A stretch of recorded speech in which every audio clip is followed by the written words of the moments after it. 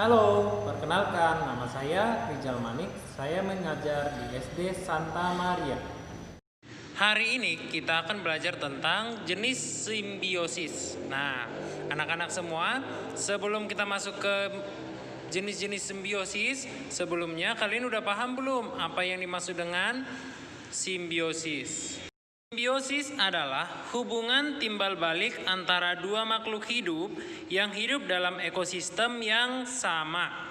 Sekarang kita akan masuk ke jenis-jenis simbiosis. Nah, dalam kehidupan sehari-hari, simbiosis itu ada 3 jenisnya, yaitu simbiosis mutualisme, simbiosis komensalisme, dan simbiosis parasitisme. Sekarang kita akan membahas satu persatu contoh-contoh dari simbiosis tersebut. Pertama, kita akan membahas tentang simbiosis mutualisme. Nah, simbiosis mutualisme adalah hubungan antara dua makhluk hidup yang saling menguntungkan kedua belah pihaknya. Sekarang kita perhatikan pada gambar tersebut. Nah, ada berapa makhluk hidup? Ada 2 makhluk hidup, yaitu antara kupu-kupu dan bunga. Nah, ini disebut simbiosis mutualisme, di mana si kupu-kupu akan mendapatkan nektar atau manisan dari bunga tersebut. Dan si bunga tersebut tidak mengalami kerugian, di mana si kupu-kupu akan membantu penyerbukan dari si bunga tersebut. Akhirnya si bunga akan menguntungkan. Untungnya apa? Si bunga akan berkembang biak. Sedangkan untungnya untuk kupu-kupu adalah dia mendapatkan makanan berupa nektar dari bunga. Untuk selanjutnya kita akan membahas tentang simbiosis komensalisme. Nah, simbiosis komensalisme adalah hubungan antara dua makhluk hidup di mana salah satu pihaknya diuntungkan sedangkan pihak lain tidak dirugikan.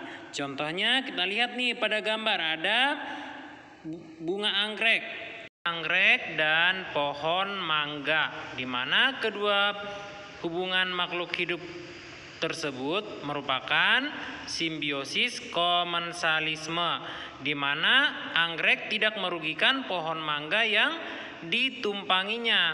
Nah, kira-kira siapa yang untung?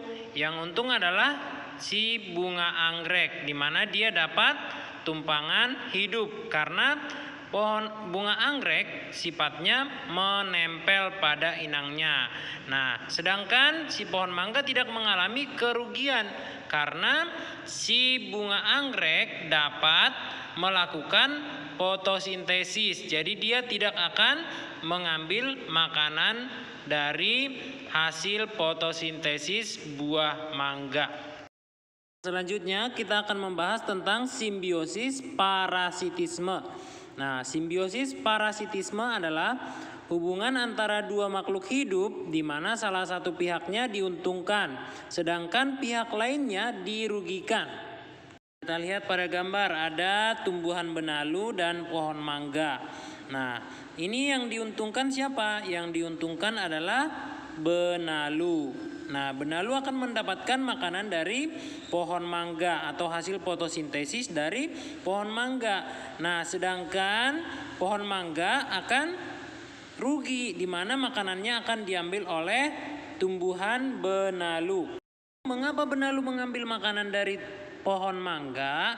Karena benalu merupakan tumbuhan yang tidak dapat melakukan fotosintesis sendiri.